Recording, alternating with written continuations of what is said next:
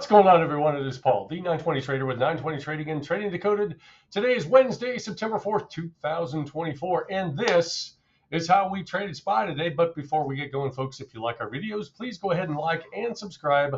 Don't forget to turn on your notifications. That way you can be notified when we drop new content, excuse me, which is just about every day and sometimes on the weekends. Also, don't forget to leave us a comment. We greatly appreciate those comments. Also, please share. So share with your friends, neighbors, your trading community folks, and your family. Don't forget to share with your family. So this morning, so I'm looking at pre-market high, pre-market low. Basically, we have about $1.50, a little over $1.50. And, $1.50, that's decent. It's not like we've seen lately, but it's enough. It's enough to do very, very well. In the market, so we got pre-market high sitting at 550.90, pre-market low 549.46. Volume was decent in pre-market. Now to the upside, I'm looking at this 15-minute stair step up here. I'm looking at this 30-minute zone wave at 555.70. Now, if you remember yesterday, this massive move to the downside, I'm looking at 543.09 for my next level back to the downside, folks. So yeah, it's a ways down there, it most assuredly is, but that's all there is on the 30-minute, folks. We got a pretty big gap down there, but a lot of clear sailing if we can breach some key levels back to the downside. Did we do it today? I have no earthly idea. We got the POC right now sitting up just about pre-market high. So let's see what we did today, folks. So right out of the gate, what do we have? Well, we got a cross. We got a cross early. So a couple minutes in, again, cross to the upside. Took this, called out these levels, folks. Now, the question is, well, you see a little bit of weakness here. Why are you not closing out the trade? Well, I can tell you precisely why I am not closing out the trade, folks. All we have to do is look at something like volume profile again. So here's volume profile. So when I see areas like this, so thin volume, and again, we got this area over here.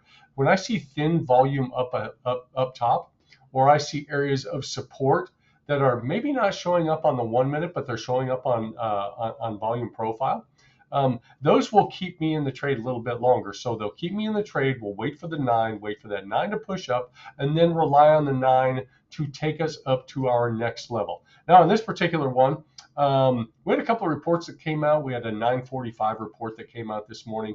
Not a big deal. And then a 10 o'clock report, but I did want to get myself out of this play before that report came out. Very nice play to the upside. I don't know, we picked up $1.50, something like that on that particular play. Now, here's where it got really fun, folks. We had JOLTS job openings, and again, you can see this. JOLTS job openings at 10, it came in a little bit worse than expected. So you would expect push back to the downside, which absolutely did not happen. Now, this candle right here, folks, this is a lesson. Look what you had. You had a death cross to the downside. So you had a 920 VWAP and POC all on the same candle. But I think this was a $2.50 candle. So essentially 52.53 and bottomed out. This is a $2.50 candle. Folks, if there's nothing else you hear from this video today, please hear me when I say this. Never, ever, I can't be more clear about that, but never, ever take a position based on a $2.50 candle. You hear me talking about 50, 60, 70 cent candles? Those are big candles. But when you're talking about an algo push like this, it happens while the numbers are pending. The algos they don't know what the numbers are. It takes a few minutes for those numbers to get out. But again, do not ever take a position on a big candle like this. Now, if you're looking to scalp something, you better cross your fingers and hope that it continues to go your way. Here's what happens if you take a position on this particular candle. Number one, implied volatility goes way up. Because of the size of that candle, implied volatility just starts going through the roof. So again, if you scalp it and you come out on the right side of this thing, congratulations, you'll do very, very well. So in addition to IV, well, if it doesn't continue going in your favor, or as the candles slow down, you get IV crushed. So even if the candles continue going in your favor, if they slow down, you're going to get crushed on a play like this. Now let's talk about the other side of that.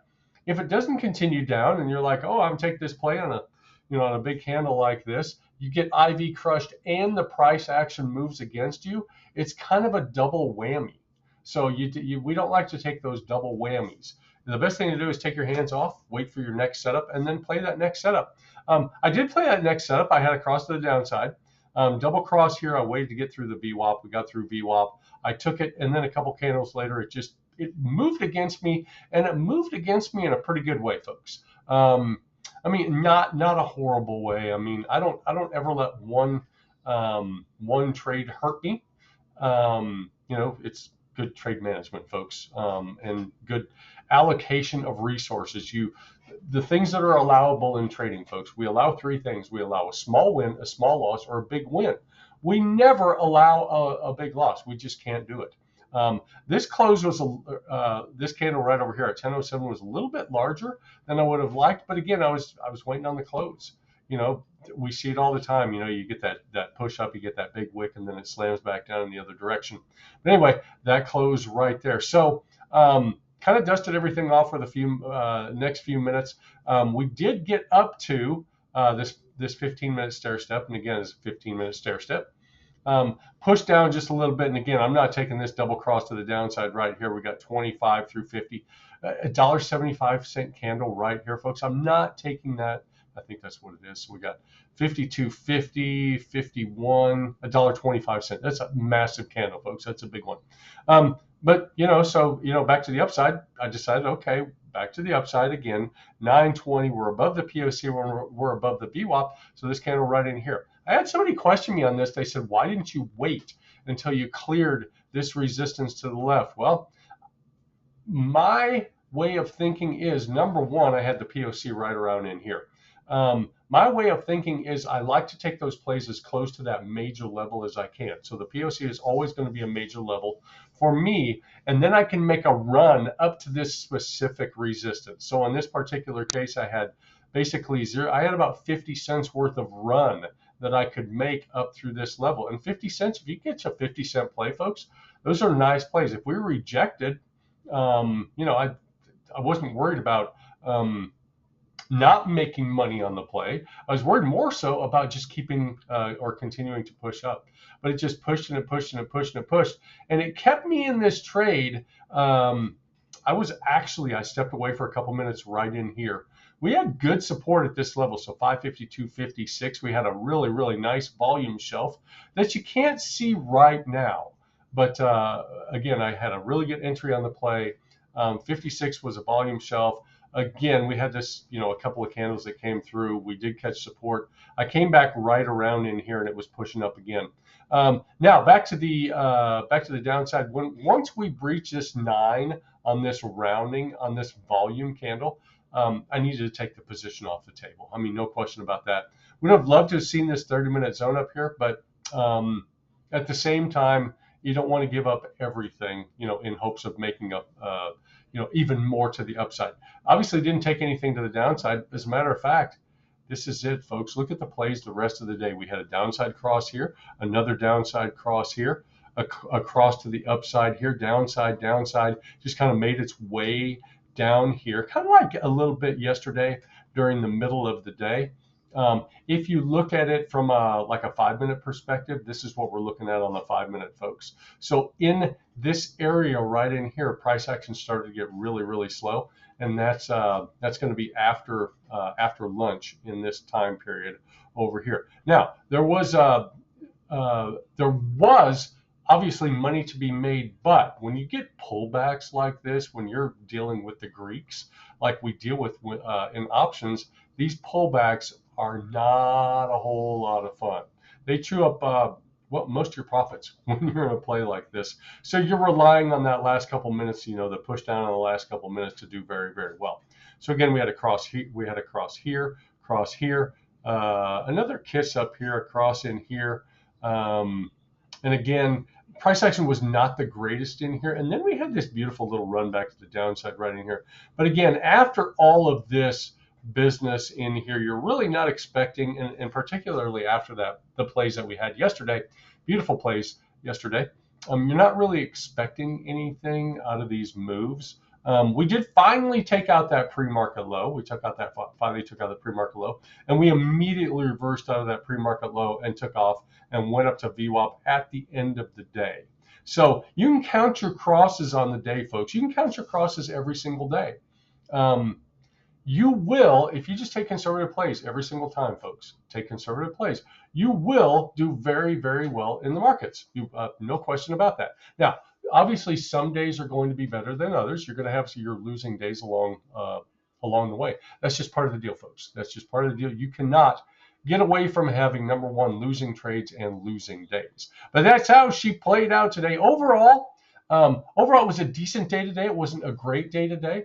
Price action at times was really nice. Price action at other times, particularly through this area, was not the greatest. But you know what? That's okay, folks.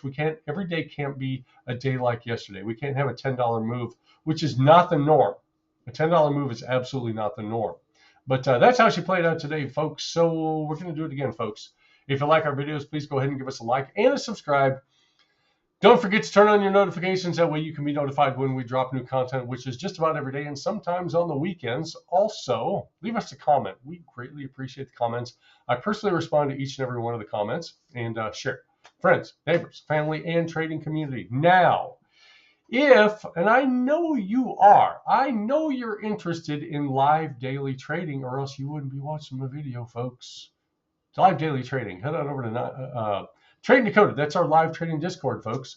If you like it, great. We're going to give you that first week for free. If it works for you, wonderful. If it doesn't, hey, that's fine too. But in our live trading Discord every day, folks, we talk about all of these setups. We talk about these setups all day long. Okay? I mean, what more can you ask for? Now, the things that we don't do, we don't say buy here, sell here, buy here, sell here, or anything like that. That's your responsibility. But we will say things like, based on the principles of the 920, this looks like a good aggressive entry. This looks like a conservative entry. This is a double cross. And based on the principles of the 920, this is where you might consider taking a trade off the table, or you have safety here or there or whatever. But anyway, folks, that's what we do every single day in Trading Decoded. Head on over there, check it out, folks. Now, if you're interested in the 920 crossover strategy, again, we do the live trading, but you can have the 920 trading strategy at no additional cost to you other than a couple minutes of your time, folks. Head on over to 920trading.com. The entire strategy is there, folks. You don't need to spend thousands of dollars on some strategy that somebody's repackaged and called something else. The latest and greatest proprietary bullcrap. It's not based in reality, folks. It's just not based in reality. 920 is super simple. It's really, really straightforward. Now, there are nuances that have to be learned over time. But again, it is very straightforward. It's very straightforward. The execution is up to you. But again, folks, thank you for spending a little bit of your precious time with us today. We hope everybody had a great day. But you know what? Same thing, folks. We hope you followed your trading plan. The beauty is in the trading plan, folks. You can trade, one of two different ways. You can trade results, be a results-oriented trader. If you're a results-oriented trader, you won't do it for long. Now, on the other hand, if you're a process-oriented trader, that's where the rubber meets the road, folks. That's the one thing that will allow you to trade for a long period of time is the process. And then you're still going to get better every day. The aim should be to get marginally better every day. But again, folks, thanks for spending a little bit of time with us. We greatly appreciate that. We're going to do it again tomorrow. So until then, folks, we will see you in the markets.